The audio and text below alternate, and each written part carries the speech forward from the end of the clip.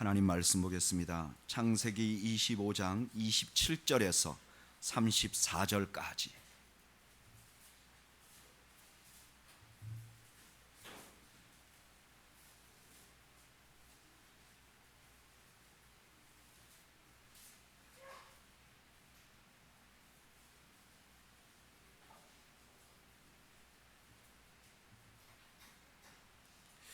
하나님 말씀을 교독하겠습니다. 창세기 25장 27절에서 34절까지. 그 아이들이 장성함에 에서는 익숙한 사냥꾼이었으므로 들 사람이 되고 야곱은 조용한 사람이었으므로 장막에 거주하니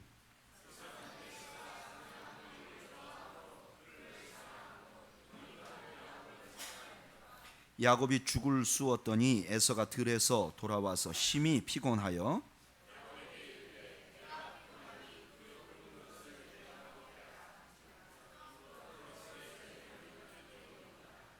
야곱이 이르되 형의 장자의 명분을 오늘 내게 팔라.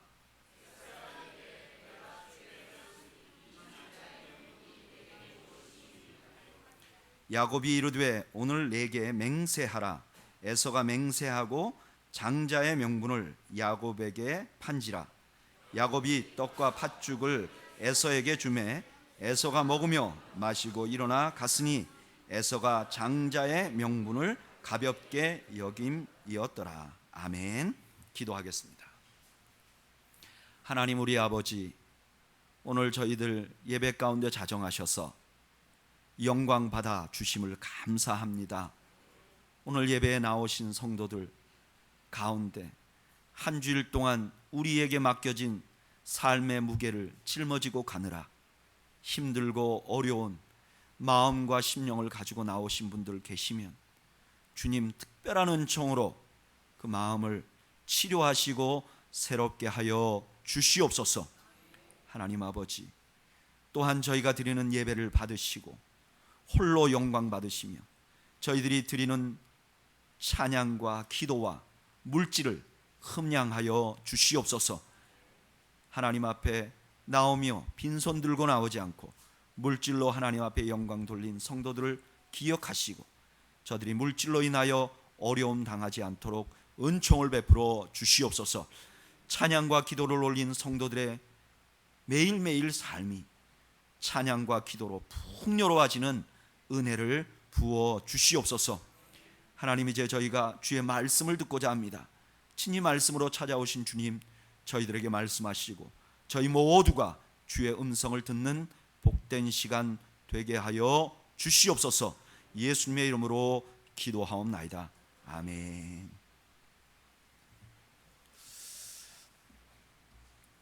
아주 오래전에 한양에 아주 유명한 상인이 하나 있었습니다. 그 상인의 이름은 허풍선이었습니다. 이 사람의 특징은 현란한 말솜씨로 상대방을 제압하고 적절한 가격 혹은 정신없이 만들어서 자기에게 이익이 되도록 상거래를 하는 전문가였습니다. 그런데 어느 날 이분이 희한한 소문을 하나 듣게 됩니다. 그것은 무슨 소문이냐면은 평양에 김인홍이라는 사람이 사는데 그 사람이 대동강물의 소유권을 가지고 있다는 것입니다. 그래서 평양에 사는 사람들은 다 대동강물을 퍼서 먹고 사는데 그 대동강물을 먹으려면 그에게 세를 내야 된다는 거예요. 이 허풍선이 가만히 생각해 보니까 이게 굉장히 좋은 직업이에요. 이게 한번 사놓을 만한 거예요. 한번 대동강물의 그 사용권을 자기가 사버리면 평생 먹고 살 수 있겠다는 생각이 들어서 돈을 싸질머지고 평양에 가봅니다. 가보니까 김인홍이라는 노인이 있는데 이분이 굉장히 보잘것없는 사람인데 의관을 정제하고 평양성 동문 앞에 자리를 잡고 앉아 있는 거예요. 지나가는 물지객꾼들이 그 김인홍 씨를 보자 넙죽절을 하고 엽전을 하나 건네주고 가는 겁니다. 혹은 엽전을 미쳐내지 못한 물지객꾼들은 이 김인홍 노인에게 호되게 야단을 맞는 거예요. 허풍선은 그 김인홍의 모습을 보면서 외모가 너무 허접해서 얕잡아 봅니다. 그리고 자기가 늘 하던 것과 마찬가지로 김인홍 씨를 만나서 현란한 말솜씨로 흥정을 시작합니다. 후한값을 쳐줄 테니 그 대동강물을 자기에게 팔라고 합니다. 그런데 김인홍 씨는 눈물을 흘리며 나도 그러고 싶지만 이 대동강물이라는 것이 조상 대대로 물려받은 물이라 도저히 팔 수가 없다. 내가 이걸 팔아먹고 조상님들을 만나면 무슨 면목으로 만나겠느냐? 그럴 수 없다. 그런데 안타까운 것은 내가 자식이 없어서 내 대에만 이 물 장사를 하고 이걸 물려줄 자식이 없으니 한탄스럽다. 그러면서 눈물까지 흘리는 거예요. 더 몸이 단 허풍선은 처음에는 1000냥을 불렀는데 2000냥, 3000냥, 나중에는 4000냥까지 올라가게 돼서 4000냥으로 그 대동강물을 사게 됩니다.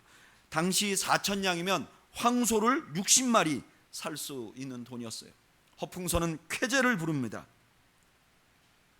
그런데 여러분들이 아시다시피 사실은 허풍선이 김인홍을 속인 것이 아니라 김인홍에게 허풍선이 속은 거죠. 김인홍은 이 허풍선을 속이기 위해서 오래전부터 물장수들에게 돈을 부탁을 해가지고 자기가 미리 엽전을 주고 다시 엽전을 받은 거죠. 허풍선은 아무것도 아닌 것을 엄청난 노력과 가격을 주고 산 것이죠. 이 김인홍이 그 유명한 봉이 김선달인 거죠. 요즘에 영화로도 나왔다고 해요. 그런데 오늘 성경에 보면 그와 비슷한 거래가 하나 나옵니다. 야곱은 뱃속에서부터 그 장자권을 에서와 막 다투던 사람이에요. 그래서 이 사람은 너무나 장자권을 갖고 싶었는데 태어나자마자 보니까 자기는 장자가 아닌 거예요. 그래서 야곱은 어려서부터 형의 장자권이 너무나 탐이 납니다. 그런데 어느 날 이 야곱이 기가 막힌 계획을 하나 세워요. 그게 뭐냐면은 형은 좀 사냥을 갔다 오면 너무너무 배가 고파하고 이 배가 고프면 정신을 못 차리는 거예요. 그래서 야곱은 이걸 이용해서 형의 장자권을 탈취할 계획을 세웁니다. 형이 사냥했다 돌아오는 길목에서 계산을 해서 의도적으로 떡과 팥죽을 준비하고 끓입니다. 사냥해서 돌아온 에서는 너무너무 배가 고파서 죽게 된 지경에 이르러요. 그때 야곱은 형과 거래를 시작합니다. 내가 이 팥죽을 줄 테니까 장자권을 나에게 달라. 그리고 결국 형의 장자권을 떡과 팥죽으로 교환을 해버립니다. 우리는 이 이야기를 듣고 이때까지 이렇게 생각해 왔어요. 이렇게 해서 야곱이 장자가 됐구나. 팥죽을 가지고 야곱이 장자권을 사서 야곱이 장자가 되었구나. 그런데 이런 해석은 이해가 되지 않습니다. 첫째로 말이 안 되는 이유 첫째는 여러분 장자권이라는 것이 이게 준다 만다 한다고 주고받을 수 있는 게 아니에요. 만약에 그렇다면 우리가 실수로라도 우리가 구원받았는데 혹은 우리가 하나님의 자녀가 되었는데 이거 난 안 할랍니다. 그러면 없어지는 거가 아니에요. 하나님이 주신 거 이렇게 왔다 갔다 할 수 있는 게 아니에요. 두 번째, 여기서 얻을 수 있는 교훈도 문제가 돼요. 무슨 문제가 되느냐? 이런 식으로 받아들이면 성경이 우리에게 뭐라고 가르치냐? 수단과 방법을 가리지 말고 사기를 쳐서라도 남의 것을 가지라, 이런 메시지를 주는 거잖아요. 만약에 야곱이 잘한 거라면 네가 뭔가 얻고 싶으면 그거 사기를 쳐서라도 가지라고 성경이 가르치는 것 같잖아요. 근데 성경은 그렇게 말하지 않아요. 오히려 반대를 말해요. 정직하게 살라고 말해요. 그러면 도대체 이 본문이 말하고자 하는 것은 무엇인가? 성경을 읽다가요, 우리가 이 성경의 의미를 정확히 알려면 두 가지를 꼭 살펴야 돼요. 하나는 뭐냐면 문맥, 이게 어떤 문맥에 나왔는가. 또 하나는 그 사건을 다른 성경은 어떻게 해석하는가. 이 두 가지가 꼭 필요해요. 그러면 이 본문의 문맥이 어떤가? 오늘 본문 27절 이전에 19절부터 26절까지는 무슨 얘기가 나오는가? 아브라함의 아들 이삭이 결혼을 했는데 자식을 쌍둥이를 낳았어요. 그런데 이 쌍둥이가 안에서 싸워요.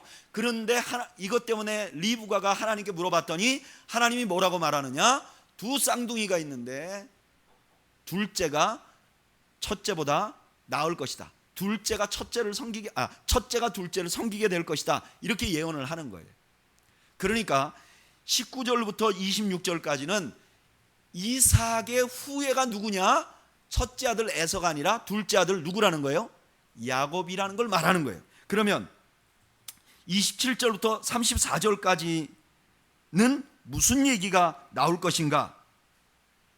접어놓고요. 이 본문을 다른 본문은 뭐라고 말하는가? 이 본문에 대해서 똑같은 이 본문을 설명해 준 말씀이 신약에 한 군데 나와요. 어디 나오느냐? 히브리서 12장 16절. 우리 찾아볼까요? 히브리서 12장 16절.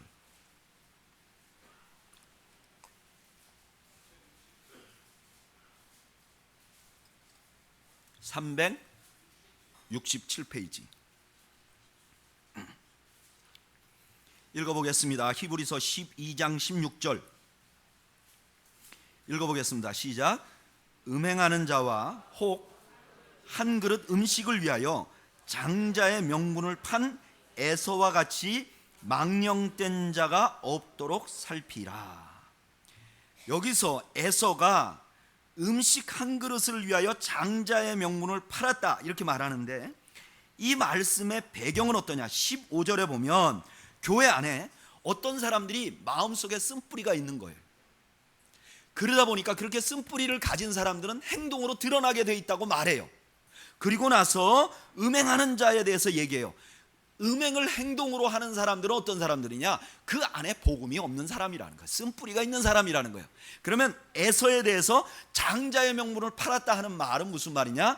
에서가 장자의 명분을 아무렇게나 생각한 이유는 그 안에 장자의 명분이 없었기 때문이다 라고 말하는 거예요. 그러면 이 두 가지 해석을 가지고 오늘 본문을 보면 딱 맞아요.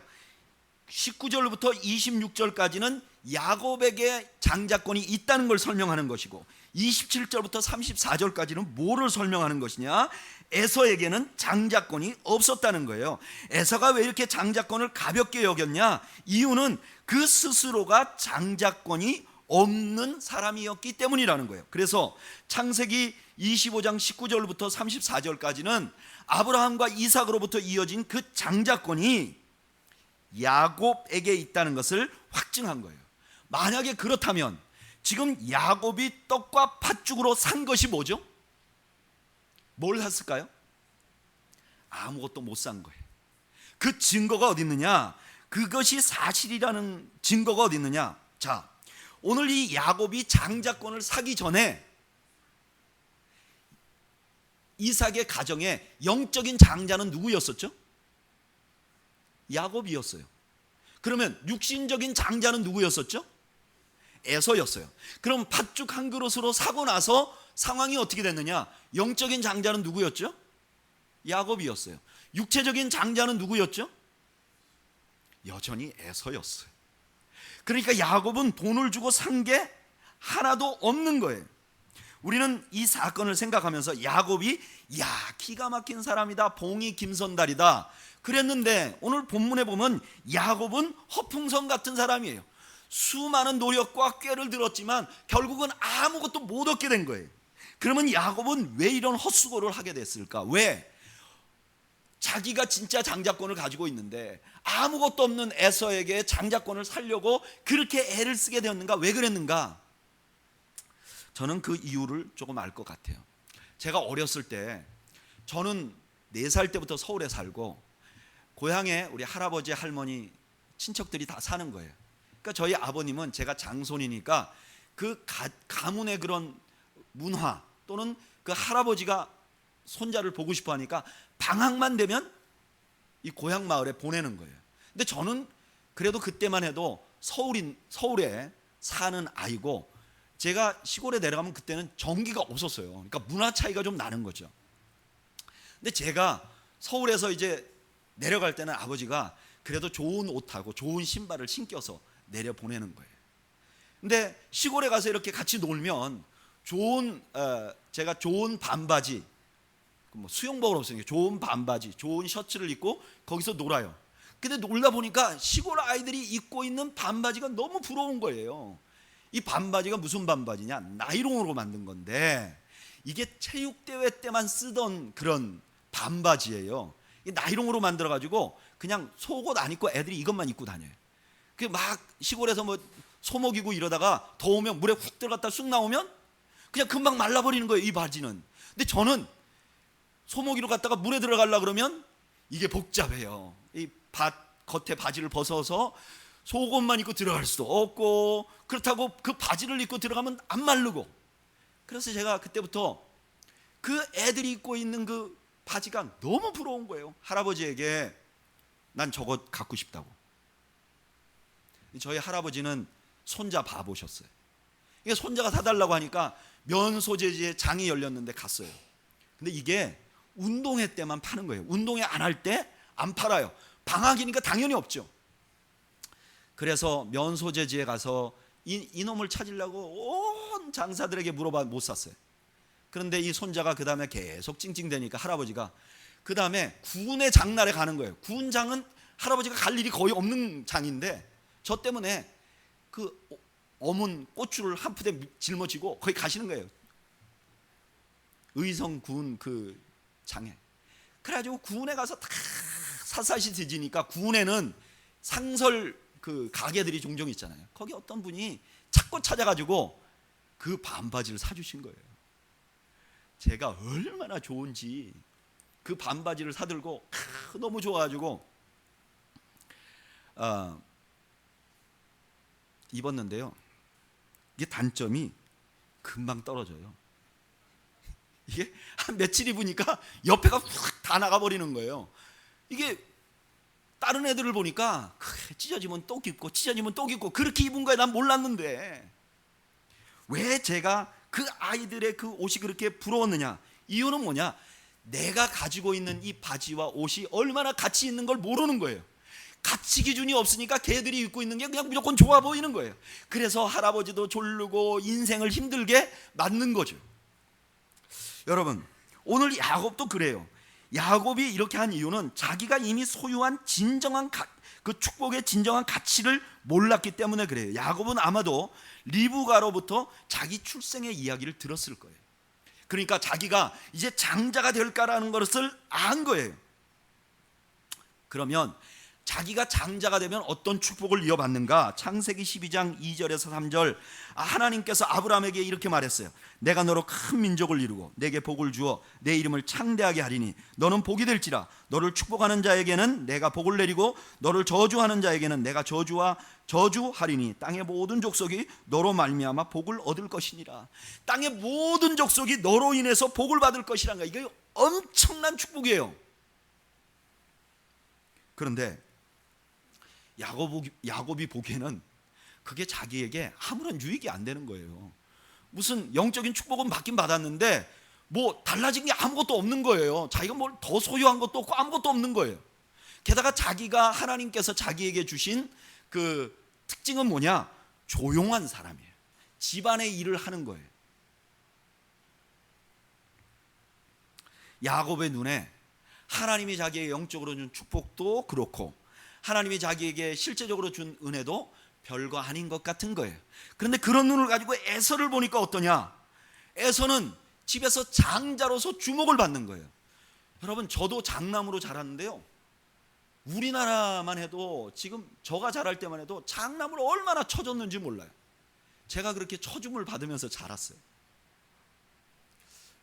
뭔지 잘 모르시는 것 같은데 우리나라도 그랬는데 고대 이스라엘은 더했어요. 장자를 막 받들었단 말이에요. 그러니까 에서가 어려서부터 인정을 받고 자랐겠죠. 거기다가 그때는 장자가 되면 재산을 2배 물려받아요. 그러니까 이미 그 가문 안에서 그 아브라함과 이삭이 거부여서 그 안에 종들도 있었을 텐데 자기 말은 말빨이 안 쓰고 에서는 전부 다 말을 따라줬을 거 아닙니까? 게다가 에서는 직업이 뭐였냐? 최고의 사냥꾼이었어요. 사냥꾼은 당시에 어떤 사람이냐? 창세기 10장 8절 9절에 보면 니므롯이라는 사람이 나오는데 이 사람이 첫 번째 용사예요. 근데 이 니므롯이 국가를 건설해요. 그러니까 야곱 당시에 에서가 가지고 있는 재능은 국가를 건설할 만한 그런 재능을 가지고 있는 거예요.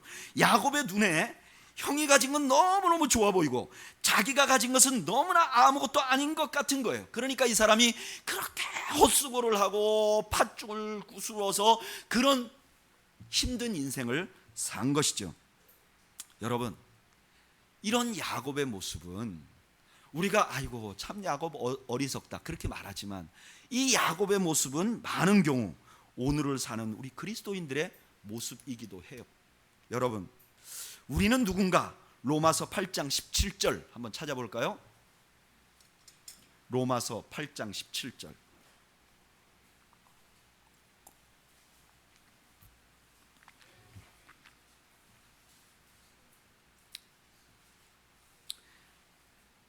로마서 8장 17절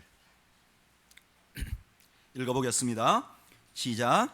자녀이면 또한 상속자 곧 하나님의 상속자요 그리스도와 함께한 상속자니 우리가 그와 함께 영광을 받기 위하여 고난도 함께 받아야 할 것이니라. 아멘.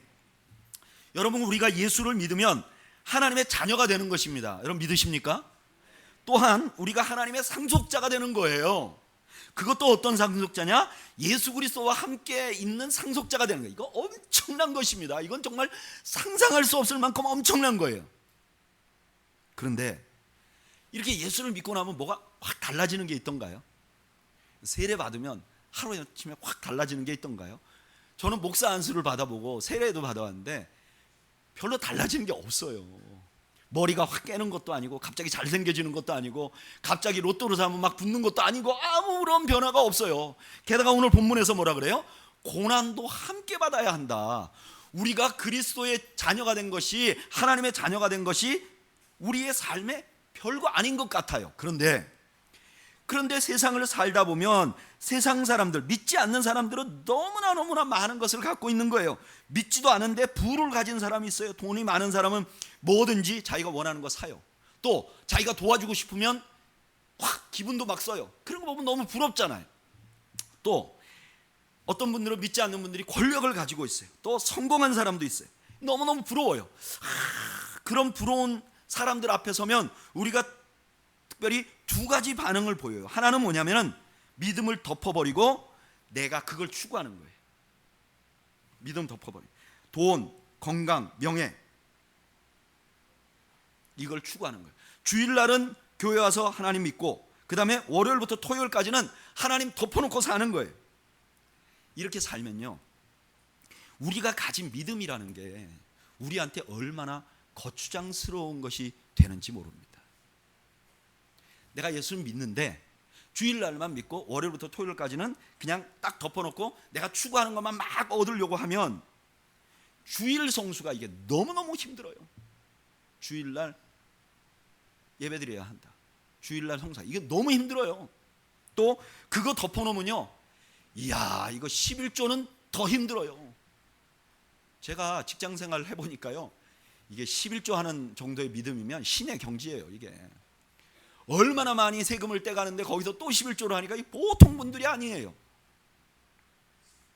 그리고 대인관계도 너무 힘들고요. 차 뒤에다 스티커로 뭐 예수님 뭐 이런 거 못 붙여요. 믿기는 믿지만 티를 안 내고 사는 그런 삶을 살게 되는 거죠. 믿음 자체가 부담스러운 거죠. 제가 미국에 있을 때 청년부를 담당했었는데 청년 중에 한 청년이 찬양을 참 잘했어요. 그래서 찬양 인도를 하는데 그 찬양 인도가 너무너무 은혜로운 거예요. 그런데 어느 날 그 교회에 새로운 신자가 한 분 왔어요. 근데 새 신자가 그 찬양 인도하는 형제를 보더니 아무개야 너 오래간만이다. 그러니까 이 찬양 인도하는 분이 그 형제가 아이고 누님 너무 오랜만입니다. 서로 막 아는 거예요. 그래서 제가 어떻게 두 분이 아냐고 그랬더니 이 그 새로 오신 신자는 순댓국집을 해요. 그 순댓국집을 그 저희가 살던 동네에서 최초의 맛있는 순댓국집을 하는 집이었어요. 근데 이분이 순댓국집 하기 전에 술집을 하셨어요. 근데 찬양 인도하는 형제가 그 술집의 단골이셨어요. 그래가지고 누님이라고 서로 부르는 그런 사이였어요. 근데 두 분이 다 교회에서 만났어요. 너무 놀란, 야, 네가 교회를 다니냐? 그 친구도 아니 누님이 교회 다녔어요. 여러분, 이게 사사시대의 문제였습니다. 이스라엘 사람들은 하나님의 자녀였어요. 근데 가나안 땅에 들어가 보니까 그들이 믿는 신이 너무 좋아 보이는 거예요. 농사 짓는 데는 자신들이 믿던 여호와가 힘이 없어 보이는 거예요. 그러니까 이분들이 여호와를 버린 게 아니라 하나님께 제사 드릴 땐 지내고, 그 다음에 농사 지을 때는 그 농사의 힘을 발휘하는 바알과 아세라를 섬기는 거예요. 그런 결과가 뭔지 아세요? 그 결과가 그들로부터 압제당해요. 그들에게 종살이해요. 얼마나 많은 그리스도인들이요, 자기가 가진 가치를 잊어버리고, 자기에게 하나님이 주신 영적인 가치를 잊어버리고, 세상의 것들의 가치에 눈이 멀어서 분명히 신앙생활을 하는데 세상에서 종살이 하는 사람들이 얼마나 많은지 몰라요. 믿음은 온데간데 없고 그들에게 끌려다니고, 그러면서 믿음 생활하는 건 나에게 너무너무 부담스러워서 이거 버릴 수도 없고 가져갈 수도 없는 이런 삶을 사는 사람들이 얼마나 많은지 몰라요. 또 반대로 어떤 분들은 믿음을 이용해서 그걸 얻으려고 하는 거예요. 믿음 생활하는 목적이 세상 사람들이 얻는 것을 얻는 거예요. 여러분, 야곱이 그런 사람이에요. 야곱이 이 이후에도 이삭에게 축복을 받기 위해서 아버지를 속이잖아요. 야곱이 이삭의 축복을 받으려고 했던 것은 영적인 축복이 아니었어요. 영적인 축복이었다면 이미 자기가 장자가 됐다는 걸 알았는데 그럴 필요가 없죠. 그러면 야곱이 원했던 건 뭐냐? 아버지가 나를 위해서 축복하면 내가 영적인 장자이기도 하지만 육신적으로 에서가 가지고 있는 그 부와 그 세상적인 그런 권력을 다 자기도 가질 수 있다고 생각하고 그거를 막 얻으려고 하는 거예요.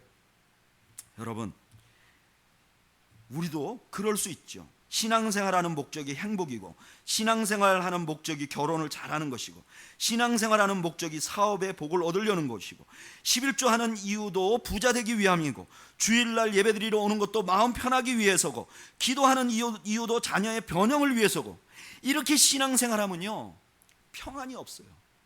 만족이 없어요. 여러분 한번 생각해 보세요. 저도요 기도를 좀 이렇게 하는데 기도 제목이 끊어지질 않아요. 저의 개인적인 기도 제목도 안 끊어지고, 우리 교우들을 위한 기도 제목도 안 끊어져요. 이분 요번에 이렇게 하면 또 요분은 요번에 이렇게 하고, 이게 안 끊어져요. 계속 목마른 생활을 하는 거예요. 그래서 교회 다니는데 마태복음 11장 28절에 수고하고 무거운 짐진 자들아 다 내게로 오라 내가 너희를 쉬게 하리라, 이런 말이 이해가 안 되는 거예요. 그래서 신앙생활하는데 뭐가 풍요인지를 몰라요. 계속 목마르면서 살아요. 그리고 문제가 온다든가 장애가 오면 전혀 희망이 없는 거예요. 신앙이 힘을 발휘 못해요. 겉으로 볼 때는 굉장히 열심히 있는 것 같은데 시험이 딱 와보면 힘이 하나도 없어 확 넘어지는 성도들을 많이 봐요. 왜 그러냐? 신앙생활하는 목적이 내가 이미 가진 영적인 축복을 누리는 것이 아니라 다른 거, 내가 없는 것을 얻기 위해서 목적으로 삼기 때문에 그래요. 여러분, 신앙생활의 목적은 내가 행복한 게 아닙니다. 신앙생활의 목적은 내가 잘 사는 게 아니에요. 지난 주간에 저는 월요일부터 수요일까지 부산 지역의 목사님들이 모이는 모임에 갔어요. 한 30명 정도가 이렇게 모임을 했었는데, 이 목사님들이 다 저쪽 그 목포에 있는 목포 사랑의 교회라는 교회에 방문했어요. 왜 그러냐? 그 목포 사랑의 교회를 담임하시는 목사님이 제자 훈련을 하는데 아주 특별한 제자 훈련을 해요. 그게 뭐냐면은 행복 제자 훈련이에요. 행복 목회. 그러니까 이 제자 훈련의 목적이 뭐냐? 교회 신앙생활 하는데 성도들 좀 행복하게 만들어 주자. 이 행복 제자 훈련이라는 걸 저에게 처음 소개해 주신 분은 장전제일교회의 안종대 목사님이세요. 몇 년 전에 안종대 목사님이 거기를 갔다 오신 거예요. 너무 좋은 거예요. 그래, 행복해야지. 성도도 행복하고 목회자도 행복해야지. 그래서 거기에 심취했었어요. 그리고 그분의 그 제자훈련 방법이 부산의 몇몇 목사님들에게 알려줘가지고 이게 너무 좋다 그래서 다들 여수에 있는 문준경 전도사님의 그 기념관을 가는 도중에 목포를 들려서 그 세미나를 듣고 오자 해서 거기를 간 거예요. 근데 그 장소에 안종대 목사님도 함께 오셨는데, 여러분들에게 제가 이미 말씀드렸지만 안종대 목사님의 아이가 작년에 세상을 떠났어요. 그런데 안 목사님이 자기는 그 행복목회 세미나에 갈 수 없다는 거예요. 행복목회 세미나의 첫 번째 장에 무슨 얘기가 나오냐, 어떤 분이 아이를 위해서 집을 사고 집을 꾸미고 모든 것이 다 있어. 그랬는데 만약에 아이가 세상을 떠난다면 그게 행복이겠습니까? 그런데 안종대 목사님은 아이가 세상을 떠났어요.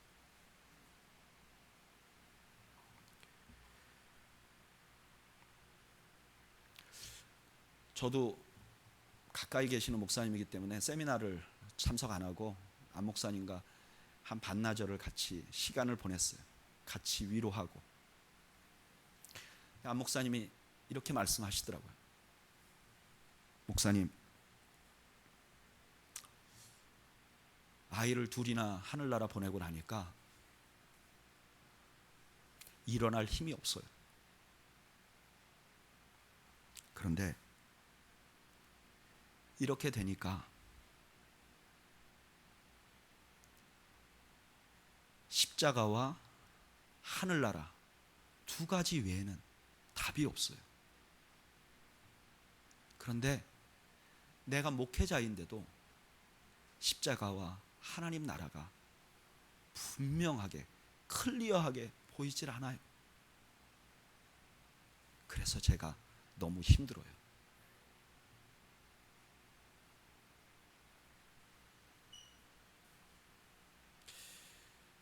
여러분,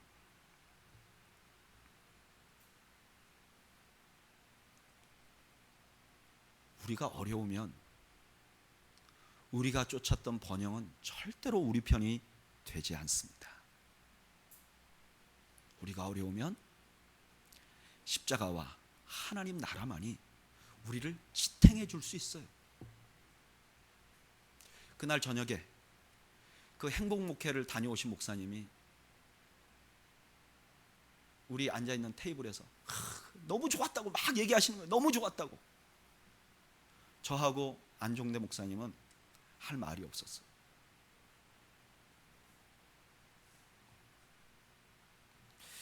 여러분, 우리가 누군가요? 우리가 누군지를 알아야 그 다음에 세상이 가지고 있는 것들의 가치를 평가할 수 있는 거예요. 우리 그리스도인들의 문제는 내가 어떤 존재이고 어떤 사람인가를 자꾸 잊어버리는 데 있는 거예요. 저는 우리 아이들 어렸을 때 아이들이 보는 만화 영화를 즐겨봤는데 그 만화 영화의 한 장면, 잊을 수 없는 장면이 있어요. 한번 여러분들 보신 적 있어요.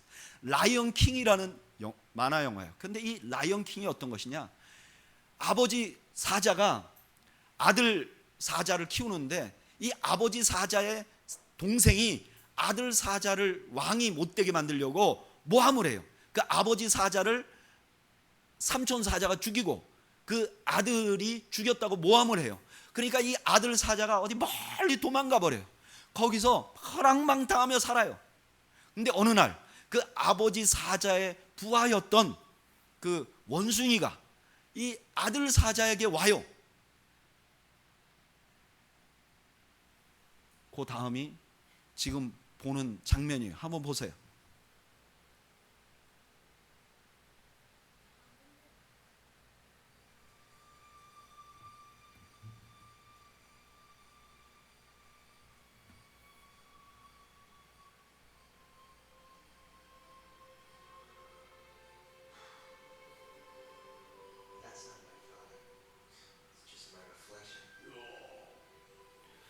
저기 안에 있는 건 자기 아버지가 아니라는 거예요. 저거는 그냥 환영일 뿐이라는 거예요.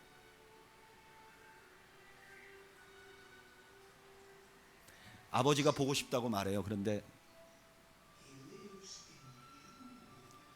그 자기 아버지는 너 안에 살고 있다, 살아있다고 이렇게 말해요.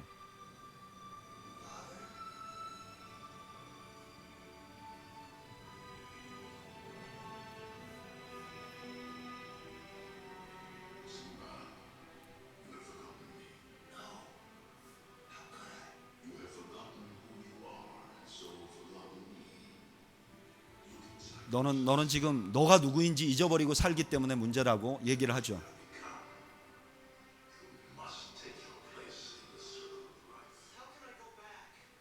너는 다시 돌아가서 그 자리를 차지해야 된다고 얘기를 해요.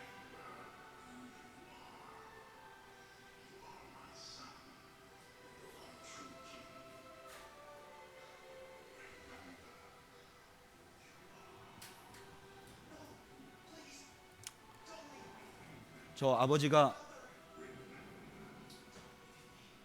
이게 저 한국어로 더빙된 걸 봤어요. 됐습니다. 저 아버지가 너가 이제 왕자로 다시 가야 돼 이렇게 말하니까 저 아들이 어떻게 내가 할 수 있습니까? 그랬더니 저 아버지가 이렇게 말하는 거죠. Remember who you are. 너가 누구인지 기억하라. 너가 누구인지 기억하라. 저 장면은요, 사실 제가 어려울 때 하나님께서 저에게 말씀하신 말씀이기도 했어요. 기억해라, 너가 누구인지. 여러분, 우리가 누구입니까? 우리는요, 행복해야만 할 조건을 가지고 있는 사람들이에요. 신명기 33장 29절에 이렇게 말해요. 이스라엘이여, 너는 행복한 사람이로다. 여호와의 구원을 너같이 얻은 백성이 누구냐? 그는 너를 돕는 방패시요 내 영광의 칼이시요 내 대적이 내게 복종하리니 내가 그들의 높은 곳을 밟으리로다. 여러분, 우리가 어떻게 구원을 받은 사람들입니까? 하나님이 그 아들을 죽여서 구원한 사람들이에요. 우리의 구원이 얼마나 가치 있는지 그것만 생각해도 우리는 행복해져야만 하는 사람들이라는 거예요. 우리의 행복은 세상의 조건에서 오는 게 아니라 우리가 어떻게 구원받았는지만 생각해도 우리는 충분히 행복해질 수 있는 조건을 가지고 있는 사람들이라는 거예요. Remember who you are. 기억하라는 거예요. 또 우리가 가지고 있는 믿음이라는 것이 어떤 것입니까? 우리 베드로전서 1장 7절 한번 찾아볼까요?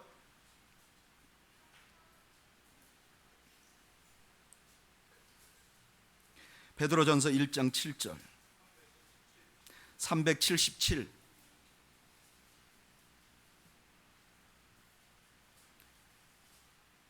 읽어보겠습니다. 시작. 너희 믿음의 확실함은 불로 연단하여도 없어질 금보다 더 귀하여 예수 그리스도께서 나타나실 때에 칭찬과 영광과 존귀를 얻게 할 것이니라. 아멘. 우리가 가진 믿음이 이게 별거 아닌 것 같은데 이 믿음이 우리가 주님 앞에 섰을 때 우리가 칭찬과 존귀와 영광을 얻게 만들어 줄 거라는 거예요. 여러분, 믿으십니까?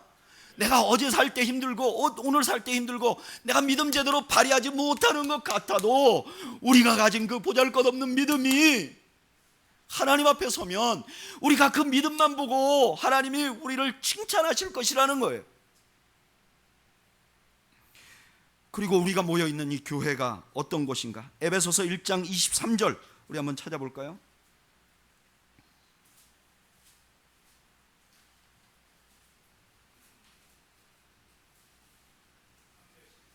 (310페이지) 한번 읽어보겠습니다. 1조 시작.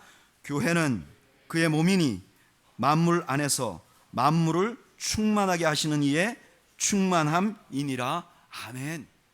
교회의 본질, 우리의 본질은 얼마나 큰 사이즈인가가 문제가 아니라는 거예요. 교회 자체가 예수 그리스도의 충만함을 드러내는 놀라운 존재들이라는 거예요. 여러분, 우리는 보통 존재가 아니에요. 우리는 하나님 앞에 하나님의 장자들이에요. 믿으십니까? 우리 저를 따라하시죠. 나는 하나님의 장자다. 나는 하늘나라의 상속자다. 잊지 마시기 바랍니다. 우리가 가지고 있는 것은 엄청난 거예요.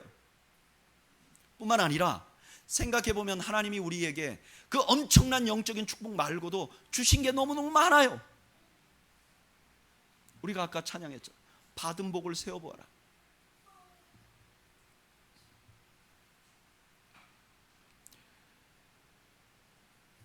아이를 잃어버린 안종대 목사님이 지나가면서 저한테 이런 얘기를 했어요.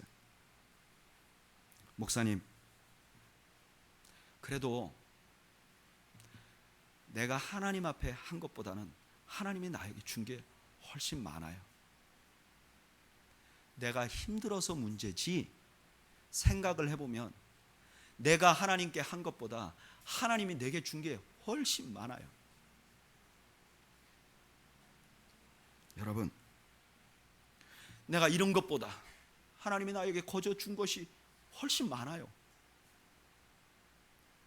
내가 갖지 못한 것보다 하나님이 내게 이미 주신 것이 훨씬 많아요. 왜? 우리가 영적인 상속자들이기 때문에 하나님이 그냥 놓지 않으시는 거예요.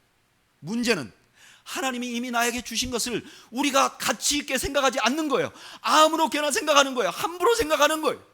그리고 분명히 존귀한 자인데 그렇게 살지 못하는 거예요. 야곱처럼 팥죽 팔아서 형을 속이려고 하는 거예요. 허풍선이처럼 대동강변에 가서 4,000냥이나 주면서 그 껍데기를 사는 거예요. 사랑하는 여러분, 우리는 하나님의 상속자입니다. 하나님이 우리에게 주신 것이 얼마나 소중한지 몰라요.